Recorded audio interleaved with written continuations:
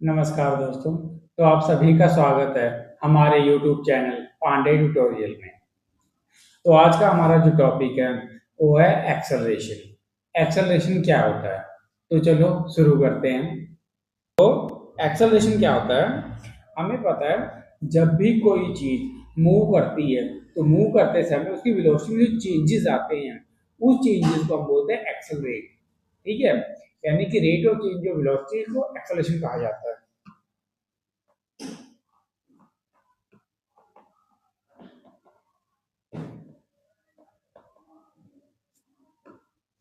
अब जैसा आप यहाँ पे देख पा रहे हो, हमने क्या यूज किया है?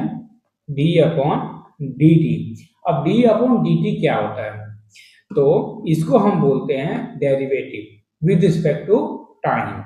यानी कि कोई भी चीज, जब हमें किसी भी चीज का बहुत छोटा वैल्यू निकालनी हो तो अब हम उसको डेरिवेटिव के साथ यूज करते हैं। यानी कि यहाँ पर हम बात कर रहे हैं कि जो वेलोसिटी है वो जरूरी नहीं कि बहुत ज्यादा उसमें चेंजेस आ रहे हैं, और उसमें छोटे छोटे चेंजेस भी हो रहे हैं, तो उस छोटे छोटे चेंजेस को भी हम काउंट करेंगे। तो इसीलिए हमने यहाँ पर यूज किया है डी अपॉन डी टी। ठीक है, हम इसे नॉर्मल वेलोसिटी अपॉन टाइम भी कह सकते हैं। यानी कि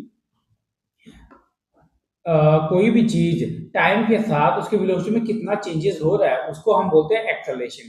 पर जब हम इसको डी के साथ नोट करते हैं, इसका मतलब हो जाता है कि जो छोटे छोटे चेंजेस हैं हम उसकी भी बात कर रहे हैं।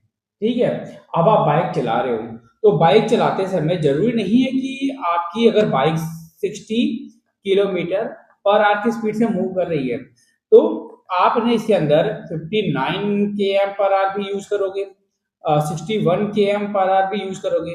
ऐसा तो है नहीं कि आप डायरेक्टली उसे सिर्फ 60 से 40 के एम पे मूव करने लग जाओगे या फिर डायरेक्टली 90 के एम पे मूव करने लग जाओगे। ठीक है, तो यहाँ जो चेंजेस हो रहे हैं ये तो इसको तो हमें देख के पता चल रहा है कि इसमें बहुत ज्यादा चेंजेस हो रहे हैं। ठीक है, और जो डी अपॉन डी टी है वही स्मॉल चेंजेस के लिए भी अप्लीकेबल है।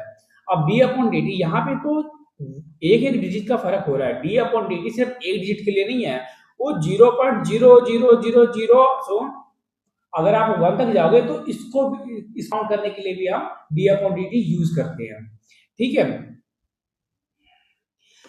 तो अब हम बात करते हैं कि यूनिट क्या होती है। तो एक्सेलरेशन हमें फार्मूला पता है वेलोसिटी अपॉन टाइम, और हमें पता है कि वेलोसिटी की यूनिट क्या होती है? मीटर पर सेकंड। ठीक है, और नीचे टाइम है, टाइम की तो पहले से क्या होती है? सेकंड। तो ये क्या हो जाएगा?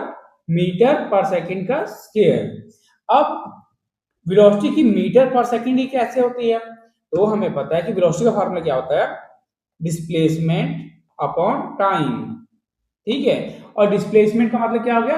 एक तरह से दूरी, कि हम कितनी दूरी की बात कर रहे हैं। तो कोई भी चीज जब लेंथ में है तो उसकी ऐसा यूनिट क्या होती है? मीटर। और टाइम की तो सेकंड ही होती है, तो क्या बन जाएगा? मीटर पर सेकंड। ठीक है, तो इस तरीके से हमने देखा कि एक्सेलरेशन क्या होता है। ठीक है, एक्सेलरेशन की यूनिट क्या होती है। तो आशा करते हैं आपको ये चीज समझ आई होगी। दोबारा मिलेंगे नए टॉपिक के साथ।